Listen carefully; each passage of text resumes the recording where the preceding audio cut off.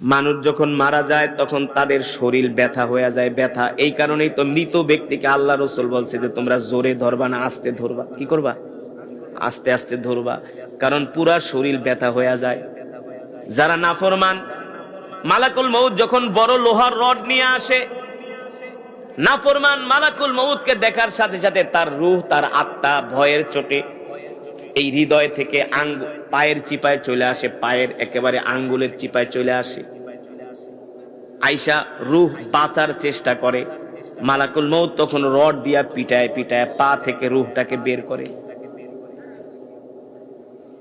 সাহাবায়ে কেরাম প্রশ্ন করছে, গো আল্লাহর নবী, বৎকারের মৃত্যু কি এত কষ্ট? আল্লাহ রাসূল বলছে, শোনো কত কষ্ট শোনো। একটা জীবিত বকরির চামড়া যদি টেনে টেনে খসানো হয়, ওই বকরিটা যতটুকুন কষ্ট পায়, একটা বৎকারের মৃত্যু তার চেয়ে আরো বেশি কষ্ট, যেটা ভাষায় প্রকাশ করে বোঝানো যাবে না। যুবক, তুমি কোন খেলায় মত্ত আছো? ও মুসলমান, একবারও তো মৃত্যুর কথা চিন্তা করলা না? এবার মালাকুল মউত আজরাইল পিটাইতে পিটাইতে পিটাইতে পিটাইতে তার রূহটা বের করবে। মালাকুল মউত পিটাতে পিটাতে তার রূহটা বের করে। যখন রূহটা বের হয় তখন বের হইতে চায় না, বের হতে চায় না। মালাকুল মউত তার বুকের ভিতরে এমন জোরে চাপ মারে, এক চাপের চোটে তার রূহটা বের হয়ে যায়। তখন দেখবেন যারা নাফরমান তাদের চোখগুলো বড় বড় হয়ে যায়, অস্বাভাবিক আচরণ করে। সাহাবায়ে কেরাম রিদওয়ানুল্লাহি তাআলা আলাইহিম আজমাইন এই কথা শুনা তারা অবাক হয়ে গেলেন।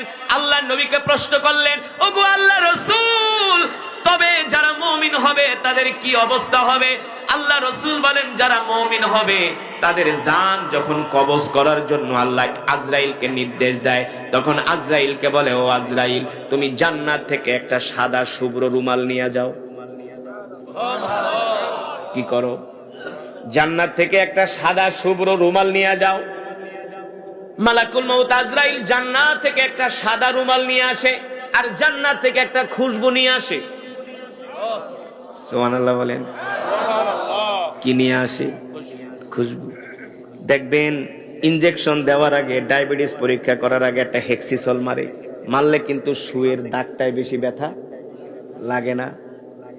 অ্যানেস্থেসিয়া মারে, অ্যানেস্থেসিয়া কি মারে? অ্যানেস্থেসিয়া মারলে আর ব্যথা অনুভব করা যায় না। আপনি মনে করেন একটা আনন্দের মধ্যে আছেন, পিঁপড়ায় কামড় দিলে কিন্তু সময় টের পাওয়া যায়।